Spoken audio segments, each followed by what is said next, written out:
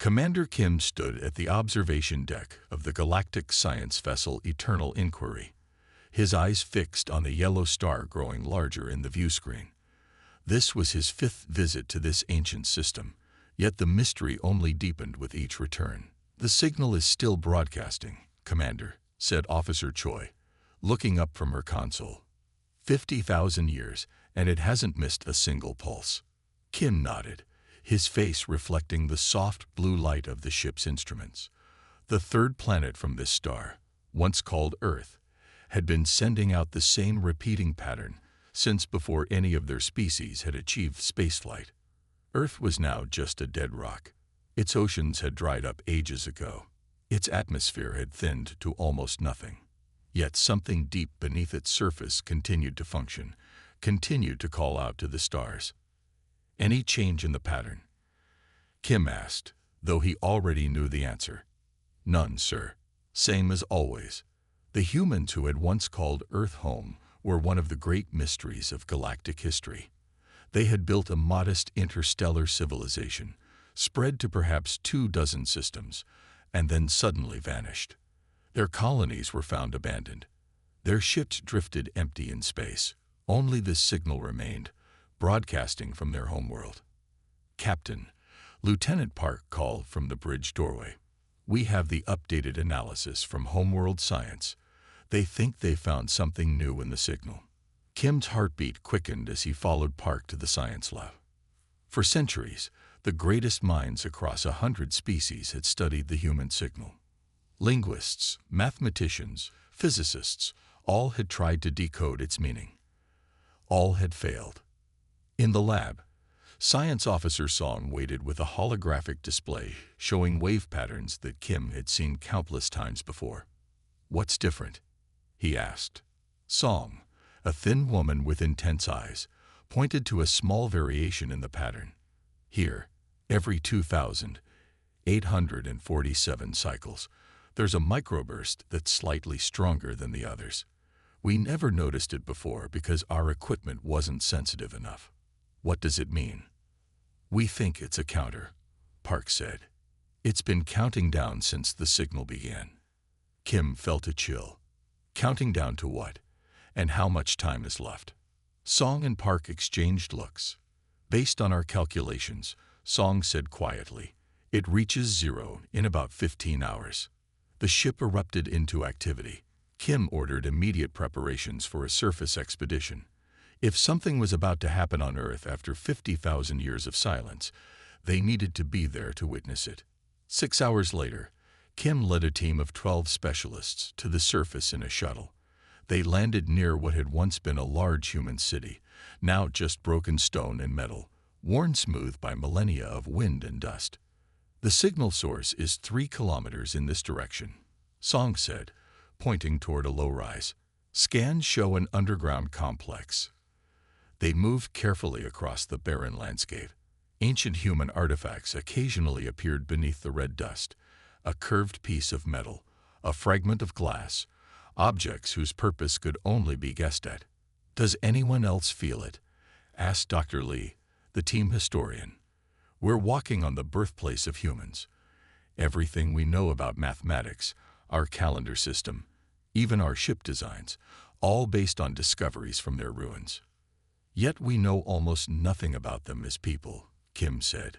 "Why they vanished, where they went. Maybe we'll finally get answers," Song said. They reached a half-collapsed entrance leading underground. Ancient human symbols marked the walls, their sharp edges somehow preserved despite the passage of time. "Basic warning signs," Lee translated. "Restricted area. Authorized personnel only." Inside, the air was still and cold. Their lights cut through darkness that had remained undisturbed for 50 millennia. The passages led deeper into what must have been a massive underground facility. "The signal is coming from just ahead," Song said, checking their scanner. "Power readings are increasing. Something is happening." They entered a vast chamber. In its center stood a simple terminal, its surfaces smooth and black. Lights flickered across it in patterns, and a soft hum filled the air. "This is it," Lee whispered. the source of the signal that has puzzled the galaxy for 50,000 years. As they watched, the patterns of light on the terminal changed. The hum grew louder, then suddenly stopped. The counter had reached 0. For a moment, nothing happened. Then the floor beneath them trembled. Hidden machinery, somehow still functioning after all this time, began to move. Walls shifted, new passages opened. As they spoke, the crystalline structures began to pulse more rapidly. The central sphere grew brighter. "What's happening?" Kim asked, taking a step back. Jin smiled, a sad, knowing smile. "The awakening begins. For 50,000 years, we've been waiting in a dormant state, broadcasting our signal, waiting for minds that could understand what we became. And now you found us," Kim said, realization dawning. "No, Commander," Jin replied. "You've found us. And that's just the beginning." One of the crystal matrices began to glow brighter than the others. Inside it, patterns shifted and changed. "This one was Han, our lead scientist," Jin said. "He's been chosen to be the first to fully awaken." The crystal pulsed once, twice, and then a second holographic figure appeared beside Jin. It looked confused at first, then focused on the visitors. "It worked," the new figure said, wonder in its voice. "After all this time, it actually worked." The holographic figure of Han studied Kim and his team with intense curiosity. Unlike Jin's projection, which seemed programmed and formal, Han moved with fluid, natural motions. His eyes darted from face to face, taking in every detail of the visitors. "Fascinating," Han said finally. "You're not what we expected." "What did you expect?" Kim asked. Han smiled. "When we created this facility, we debated what future species might discover us. Some thought insectoid, others reptilian. Few guessed our successors would look so similar." Song stepped forward. "We're not your biological descendants, if that's what you think. Our people evolved on a world 200 light years from here." "Yet you understand our mathematics, our symbols," Han replied. "The signal was designed to be understood only by minds that think like ours." The central energy sphere pulsed brighter, and 3 more crystals began to activate. Soon, 5 holographic humans stood before them, each with distinct appearances and mannerisms. They spoke quickly to each other in their ancient language before turning back to the visitors. "I am Min," said a woman with short hair and intense eyes. "I led the Consciousness Transfer Project. These are Jun Su, and you've met Han and Jin." Kim introduced his team one by one. As he finished, Min gestured toward the central sphere. "That is why we waited," she said. "That is the message we preserved for 50,000 years." "What is it?" Dr. Lee asked. "We call it the Nexus," Jun explained. "It contains the collective knowledge of human civilization. Science, art, history, philosophy. But it's far more than just information storage." Su continued, "The Nexus is a new form of existence. We discovered that consciousness could exist within this energy matrix, freed from biological limitations. We could think faster, remember perfectly, and most importantly, we could connect," Han finished. "Share thoughts directly, experience each other's memories, yet remain individual." The team looked at each other in confusion. Song's scanner was still trying to analyze the energy sphere, but the readings made no sense. "Show them," Min said. Jin nodded and raised his hand. The chamber darkened, and suddenly the team was surrounded by stars. A perfect holographic recreation of space. "This was Earth during our time," Han explained, as the view zoomed in to show a blue-green planet. Unlike the barren world above them, now, this Earth teemed with life. Oceans, forests, cities. We had expanded to nearby stars. Jun continued as the view showed human ships and colonies. But we faced extinction. Our sun was becoming unstable centuries before our predictions. The hologram showed the sun flaring violently, solar storms lashing Earth's magnetic field. We couldn't evacuate billions of people in time, Sue said. Even our colonies weren't safe. The instability would trigger a chain reaction affecting nearby systems. So we made a choice, Min finished. Instead of trying to save our bodies, we would save what made us human, our minds, our memories, our consciousness. The hologram shifted to show scientists working on the crystalline matrices, transferring human minds into their new homes. But the Nexus gave us something we never expected, Han said. As more consciousness joined, we discovered we could reach beyond physical limitations. We could perceive dimensions beyond the 3U experience. The hologram changed again, showing patterns and structures impossible to fully comprehend, shapes that seemed to fold into themselves, energy that moved backward and forward in time simultaneously. We found something beyond physical space, Min said quietly.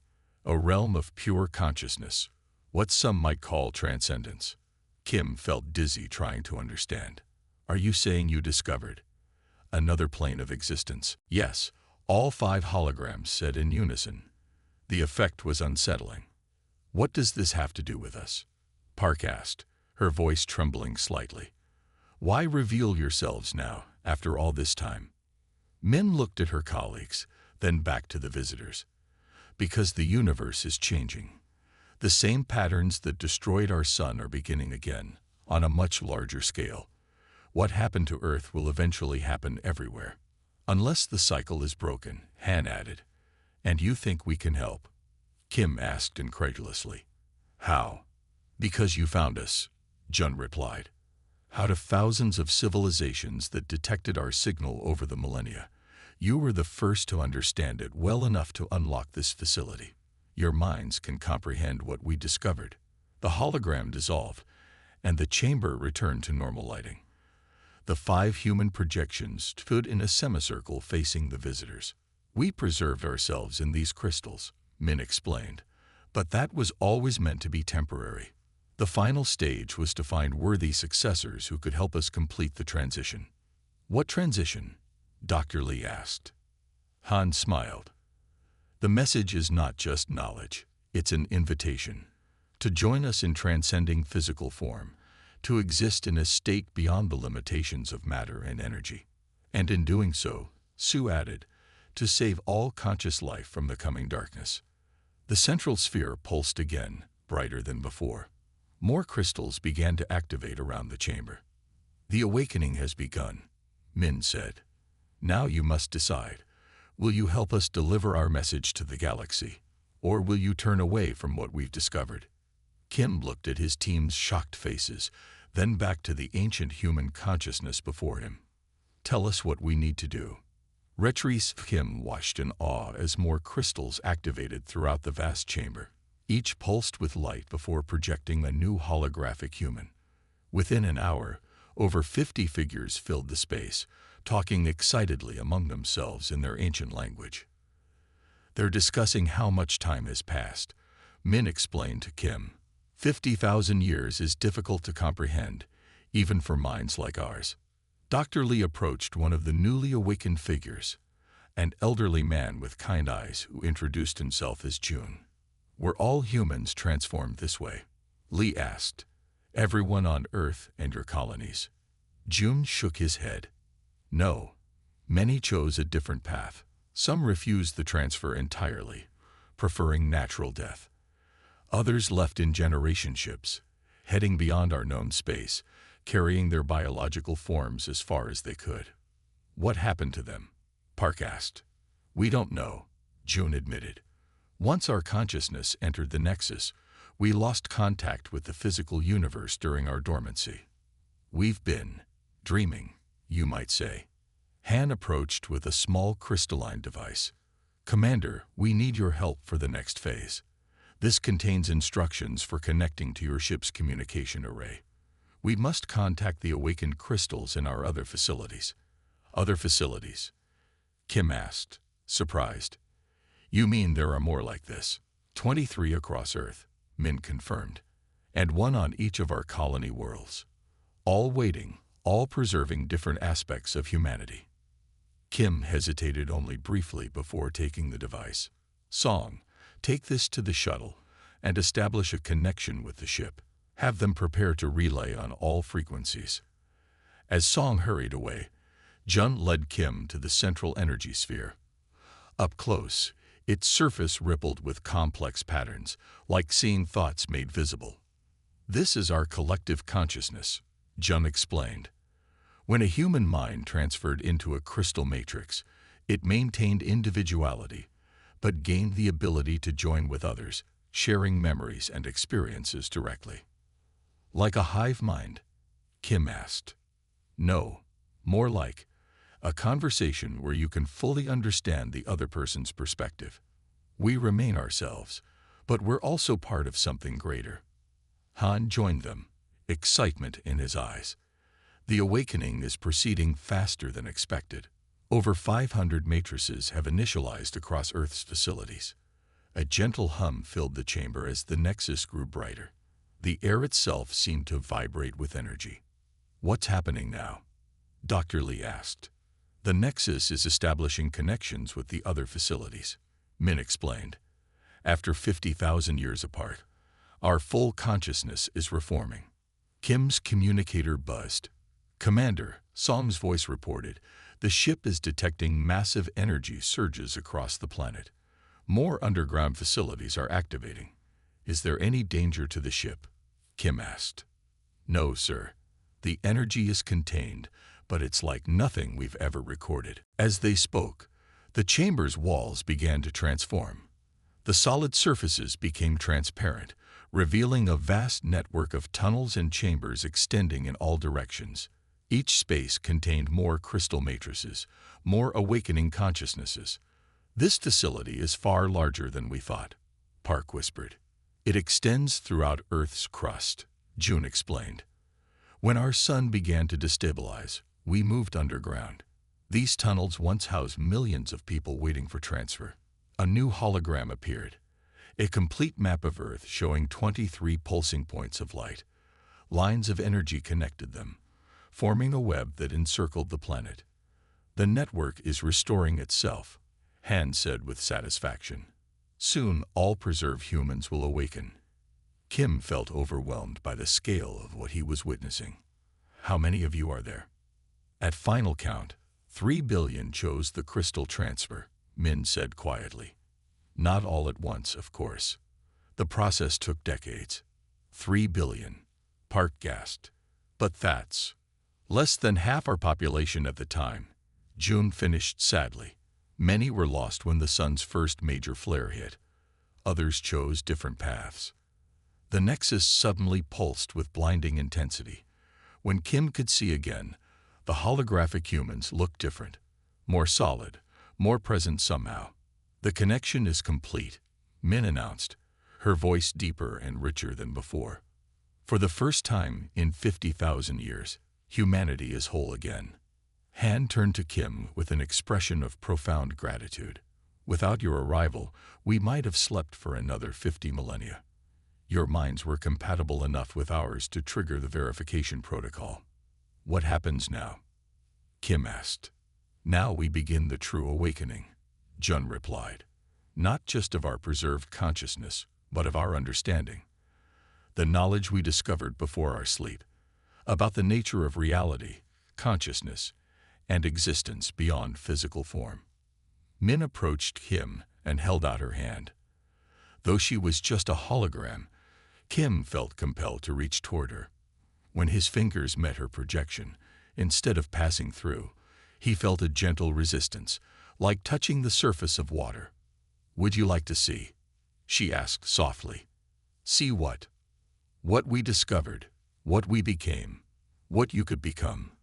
Kim hesitated, then nodded. As his hand connected with Min's, his vision exploded with light.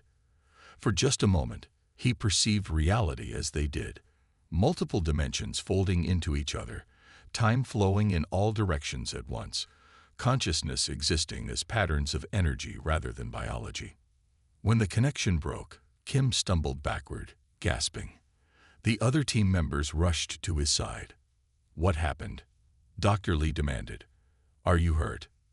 Kim shook his head, unable to find words for what he had experienced. They've become something beyond us, beyond anything we could imagine. And now, Han said, we offer that same evolution to your people. The cycle of physical extinction doesn't have to claim another civilization. The news spread across the galaxy with impossible speed. Within days, ships from 50 different worlds orbited the remains of Earth. Each government had sent their best scientists, philosophers, and leaders to witness what Kim's team had discovered. Kim stood at the entrance to the main chamber, greeting each new group of visitors. The weight of his responsibility pressed down on him. He had become the bridge between two epochs of consciousness, the biological present and the transcendent future that humanity had discovered 50,000 years ago. Another delegation has arrived, Commander Park informed him. Representatives from the Centauri Alliance. Kim nodded. Bring them down. Han and Min will meet with them in Chamber 3. In the weeks since the awakening, the ancient facility had transformed. Walls shifted daily, creating new spaces as needed. The holographic humans now numbered in the thousands, each able to interact independently with visitors. Deep in the central chamber, the nexus had grown. What began as a sphere now extended tendrils of energy throughout the complex, connecting all parts into a unified whole. Song approached Kim with her latest readings. The energy signature is stabilizing, she reported. We can now replicate the basic matrix structure in our labs. And the transfer process? Kim asked. Still beyond our technology, Song admitted. But the humans are helping us understand the principles. Kim followed Song to a new laboratory where Dr. Lee worked alongside Jun and 3 other human consciousnesses. On a central table sat a small crystalline structure, the first prototype created with modern technology. It's just a basic receiver, Lee explained. Not capable of housing a full consciousness yet, but it can connect to the nexus temporarily. We're making progress. Jun's hologram nodded in agreement. Your people learn quickly. It took us generations to develop this technology. Kim remembered his brief connection to Min's consciousness, the overwhelming sense of expansion, of perceiving reality beyond physical limitations. The memory both thrilled and terrified him. Has anyone else experienced the direct connection? He asked Lee quietly. 17 so far, Lee replied. All report the same thing. A glimpse of consciousness beyond the physical form. Several are now working full-time on the transfer theory. Outside the ancient facility, a small city had sprung up on Earth's barren surface.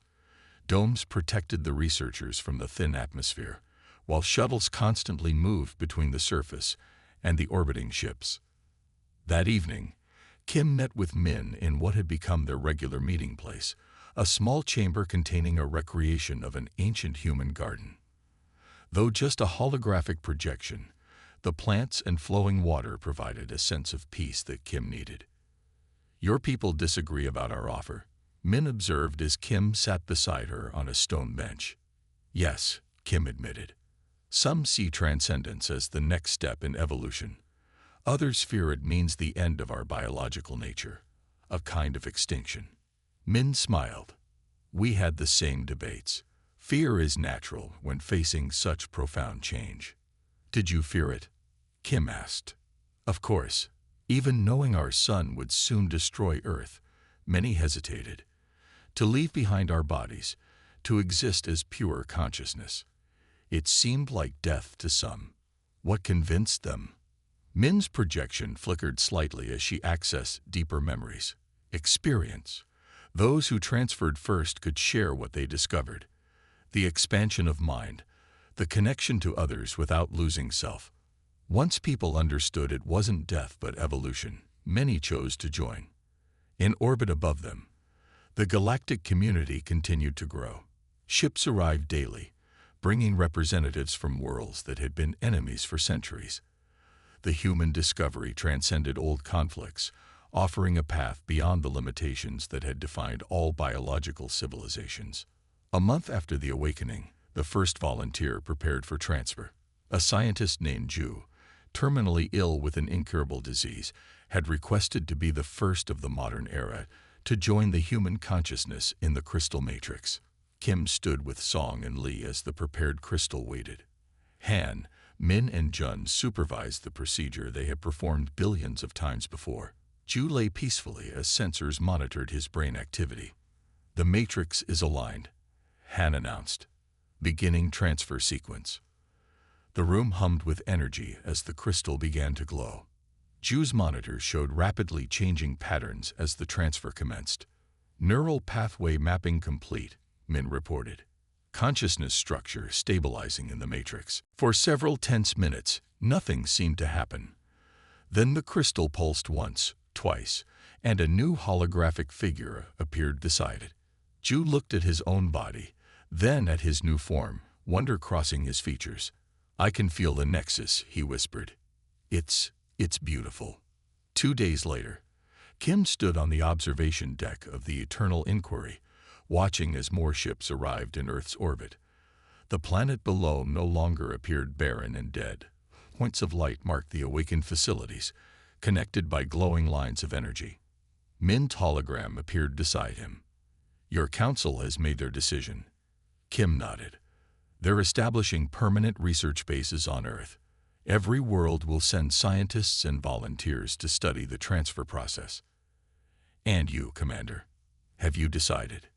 Kim looked at the stars beyond Earth, countless worlds, all facing the same inevitable cycle of birth and extinction that had claimed humanity's physical form. "I have," he said finally. "When my work here is complete, I want to experience the full transfer. Someone needs to tell your story to my people, not just with words, but with shared consciousness." Min smiled. "The cycle breaks. What began on Earth 50,000 years ago will spread across the galaxy. Not humanity conquering the stars, but consciousness itself evolving beyond the limitations of matter." Kim watched as another ship entered orbit, bringing more curious minds to learn humanity's final secret. "Not an ending after all," he said quietly, "just a new beginning." The ancient signal that had broadcast for 50,000 years finally fell silent. It had served its purpose. The message had been delivered, the inheritance accepted.